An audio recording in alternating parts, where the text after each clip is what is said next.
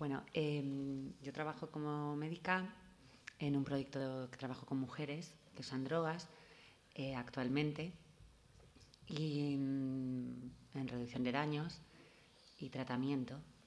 Y hoy, bueno, pues me han invitado aquí. Yo estoy muy emocionada por estar aquí porque he venido aquí siempre. Y, o sea, como audiencia y es muy bonito para mí estar aquí. El tema me interesa muchísimo. Y pues acabo de escuchar a mi compañero y le decía que, bueno, este estudio, claro, es como todo lo que se ve en la práctica diaria, con lo que te cuentan las usuarias, ¿no? Y lo que ves es que está claro que, bueno, está genial ver los datos, ¿no? Así. Dentro del dolor crónico y la calidad de vida y la relación con el uso del cannabis como terapia, pues yo voy a hablar un poquito de dolor psicológico.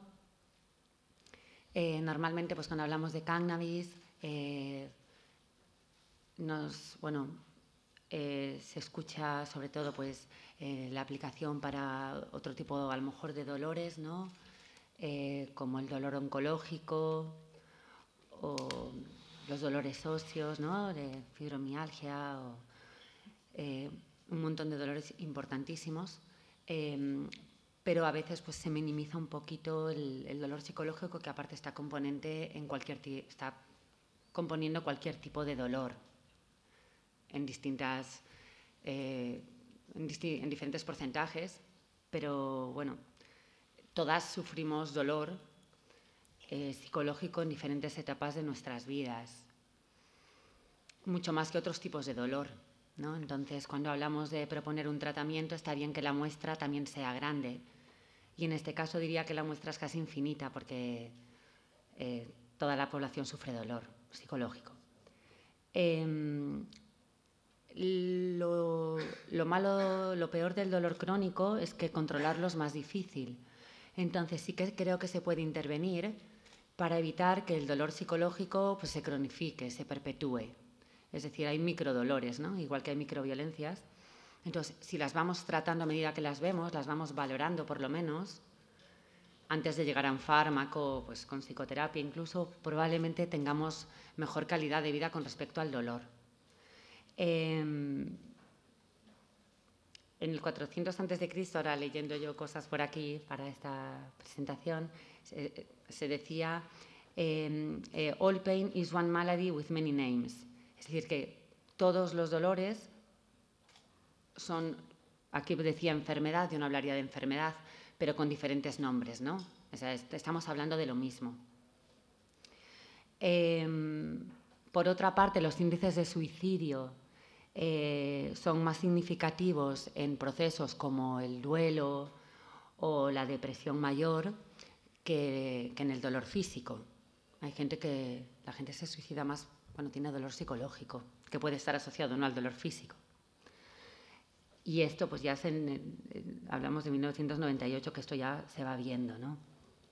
Entonces, también hay consecuencias al no tratar el dolor psicológico, al no detectarlo y al no poder prevenir suicidios, ¿no? Igual que el dolor somático, a veces nos parece que es psicológico, pues el dolor psicológico también a veces aparece físico, ¿no? Y da igual un poquito que aparece antes o después. Yo creo que, bueno, creemos con toda la literatura que hay y la experiencia clínica que tratar los dos a la vez es lo mejor. Con respecto a la calidad de vida, lo que más impacta es el dolor, la parte psicológica del dolor crónico.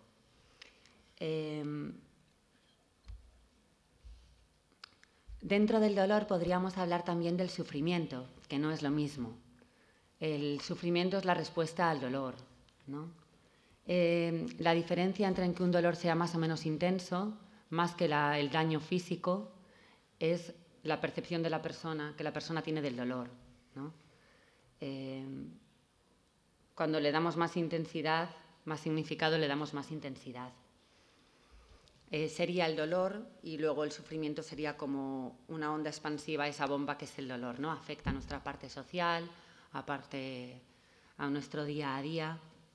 y se crean unos círculos viciosos para salir de esto, que yo creo que es uno de los objetivos como médicos o terapeutas, es romper estas resistencias, salir de estos círculos que se cronifican y que agotan muchísimo a la persona, ¿no?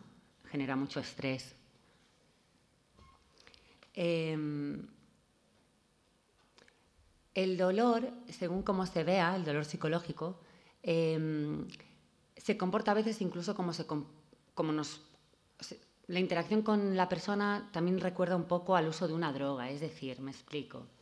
Las personas desarrollamos tolerancia al dolor, igual que a otras sustancias, ¿no? Cuando desaparecen ciertos dolores muy severos, incluso buscamos el mismo dolor.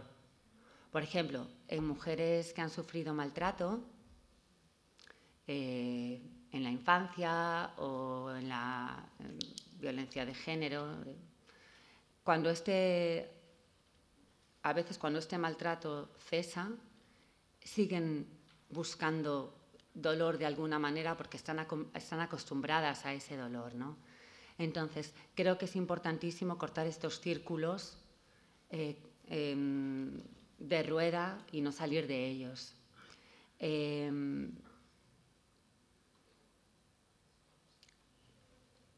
Podemos decir que el dolor se lee en tres partes, ¿no? Que sería el arma o la causa que provoca el dolor, la herida que tenemos y después el abandono, cuando ese dolor cesa. Entonces, creo que también hay que seguir el dolor cuando no está. El tratamiento del dolor. En dolores crónicos severos que no responden a tratamientos convencionales, pues se permite entonces empezar a utilizar el cannabis, por ejemplo, ¿no? Cuando utilizamos para un dolor crónico, a una persona que tiene un dolor crónico, por ejemplo, un opiáceo, estamos tratando el dolor, o sea, hay uso indicado del dolor, pero tenemos algún riesgo, ¿no? Puede ser que esta persona, aparte del dolor que tiene, pues desarrolle en algún momento una dependencia o un uso problemático del fármaco.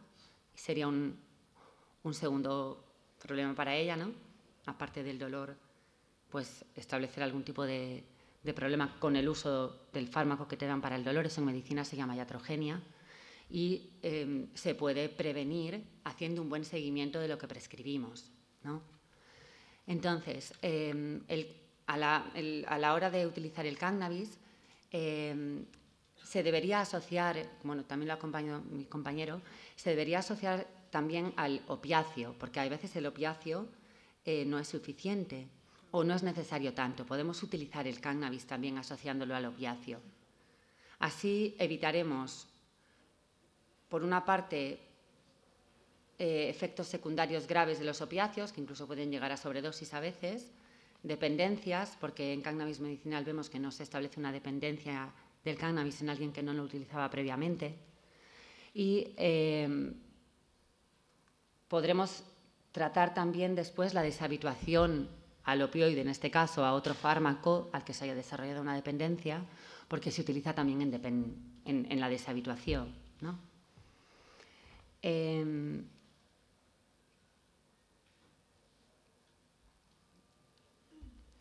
La parte de colocón del cannabis, ¿no? el THC, que lo comentabas tú también, ayuda mucho al CBD. Porque, bueno, el Safe High, un colocón o un efecto psicoactivo visible, porque el CBD también es psicoactivo, que te despista o que te hace pensar en otra cosa, también se puede utilizar ese efecto para tratar el dolor. Y se puede tratar ese efecto para deshabituar a una chica que es usuaria de otra sustancia. Entonces, aparte el cannabis trata el dolor. Se dice, trata el dolor más que la dependencia, por ejemplo, cuando hablamos de deshabituación, y es verdad. Pero también el despiste que provoca el humor, la poca agresividad, te permite mucho trabajar con la usuaria. Y es muy fácil hacer psicoterapia con una persona que ha usado cannabis. Es mucho más difícil hacerlo con personas que utilizan otras drogas, ¿no? Como por ejemplo opiáceos, porque hay depresión del sistema nervioso central. El cannabis abre muchísimas puertas también. Y creo que es la primera molécula más fácil que utilizar antes que ir a más sustancias con potencial psicoactivo, ¿no?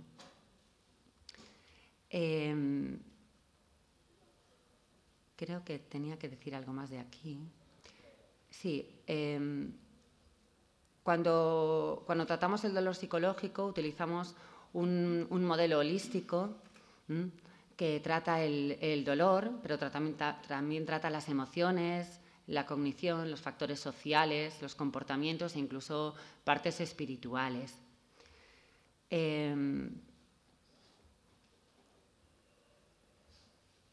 Creo que ya podemos pasar a la parte de proyección. Vale.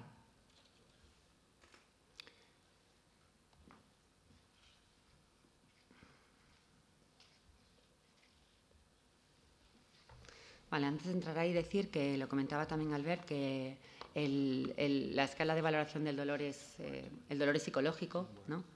Él comentaba con razón que no podemos decir lo que le duele a alguien porque nos lo tiene que decir ella. Las escalas que tenemos para medir el dolor son subjetivas, es puntúe del 0 al 10 o me dices con qué cara te identificas más con respecto al sufrimiento que tienes, se pregunta directamente por sufrimiento. Y esto hay que tener cuidado con no utilizarlo en detrimento de la paciente, de hacer como que se está inventando el dolor, ¿no? Que como es subjetivo tiene que tener fuerza de voluntad para salir de ese dolor. Ese dolor es real, es igual que el de una herida abierta.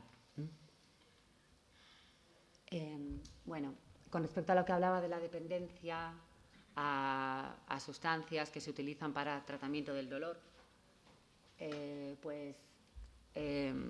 lo voy a mirar yo aquí. Según los casos registrados a lo largo de la historia y en documentos recientes, el cannabis es un buen remedio para combatir el síndrome de abstinencia causado por la dependencia a benzodiazepinas, opiáceos y alcohol. Por esta razón, algunas han hecho referencia a ella como la puerta de salida en la deshabituación del uso de drogas. Según los beneficios observados, pueden ser útiles tanto en la reducción de los síntomas físicos como del estrés que ocurre tras abandonar la droga de abuso. Es decir, los periodos interconsumo se acortan muchísimo. Bueno, aquí puedes bajar un poquito. Sí. Enseñar un enlace de los de arriba, por lo menos para enseñar esta web, donde se puede obtener muchísima información sobre lo que estamos hablando aquí, y la database que es el siguiente enlace, con los diferentes estudios. Ahí hay un montón de estudios en los que se utiliza el cannabis en diferentes aspectos, y el dolor es uno de ellos. Es cannabis-med.org. Y después, si puedes ponerlos, enlace. Salir de ahí y ir a los otros dos. Sí, ahí creo que hay dos enlaces más. Si me da tiempo, si no. Tienes un minuto más. Vale, pues medio por artículo. Vale.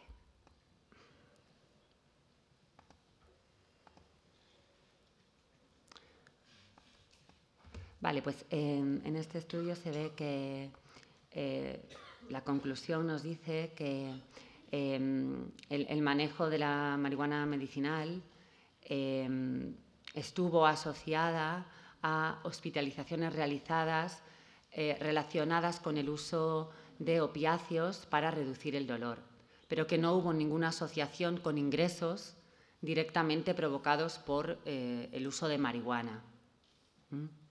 Entonces, bueno, he leído solo la conclusión, se puede leer el artículo entero, pero creo que hay datos cada vez más fiables de esto y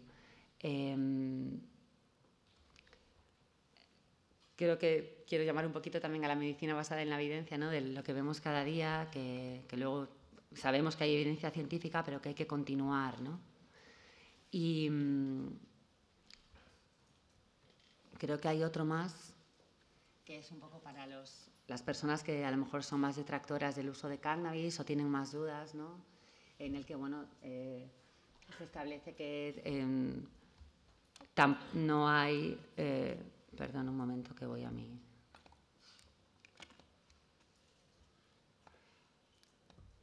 Vale. Sí, dicen que se discute que aunque el uso psicoactivo y seguro supervisado de marihuana puede satisfacer el menor uso de opioides, no se puede establecer de forma generalizada a la población, pero obviamente eso nunca lo haríamos, ¿no? Elegiríamos siempre a personas que no tienen ninguna contraindicación para el uso y que lo haríamos de forma segura. Ya está. Muy bien, muchas gracias. Sí.